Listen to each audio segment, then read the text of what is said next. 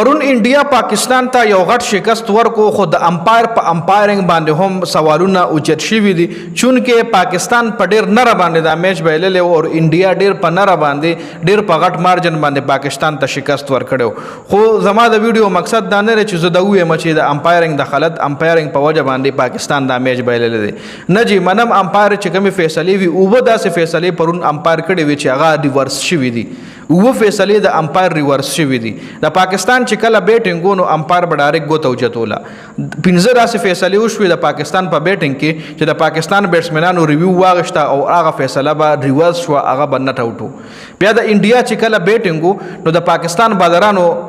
ریویو اغشته آؤٹ په نه ورکړلو د پاکستان بالرانو دوه داسې ریویو وي چې هغه د امپایر کالز په وجه باندې هغه بیټسمین بد شو مطلب امپایر کالز مطلب دا دی چې آؤٹ وي خو امپایر نټ آؤٹ ورکړي وي نو فیصله د امپایر په فیور کې لاړه شي لکه آی سی سی په دې ډي آر ایس سیستم کې امپایر د پاره هم څه پرېښودلي دي امپایر چې نټ آؤٹ ورکړي نو چې کله فیصله د امپایر په کال کې امپایر کالز په طرف لاړه شي نو هغه نټ آؤٹ وي چې کله امپایر آؤٹ ورکړي وي او فیصله د امپایر کالز په طرف لاړه شي نو هغه بیا آؤٹ وي نو دوه داسې فیصلې پرون هم وي چې هغه د پاکستان په بالنګ کې امپایر کالز راغی یعنی آؤٹ خو امپایر نټ آؤٹ ورکړو نو هغه نټ آؤٹ قرار شو دینه علاوه په پرونی میچ کې چې کم دوه غټ نور کیسونه شوي یو کیس دا چې د پاکستان کھلاڑیانو سره د انډیا کھلاڑیانو هینډ شیک نه دی کړی د میچ نه پس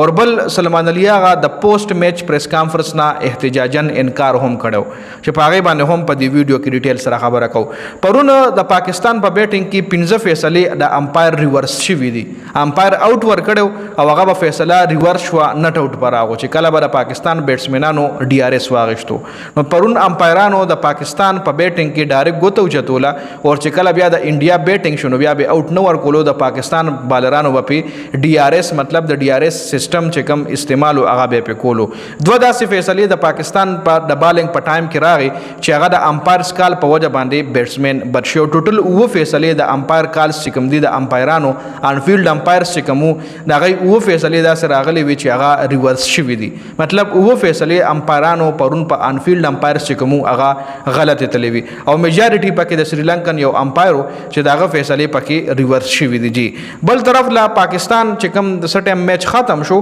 نو د میچ ختمېدو نه پس د پاکستان او د انډیا کھلاڑیانو یو بل سره هینډ شیک هم نه دی کړی د انډیا کھلاڑیان ډایرکټ ګراوند نه تللی دي ډریسنګ روم ته او د پاکستان کھلاڑیانو ته ګراوند نه دي راکوشوي عموما چې کله هم میچ ختم شي نو د دواړو ډریسنګ روم کھلاڑیان یا منیجمنت سټاف چې څومره هم وي ا ګراوند ته راشي او په ګراوند کې هینډ شیک وکړي یو بل سره لاس ملو کی او هغې نه پس خپل ډریسنګ روم ته ځي پرون چې میچ څنګه ختم شو شیوم ډوبه او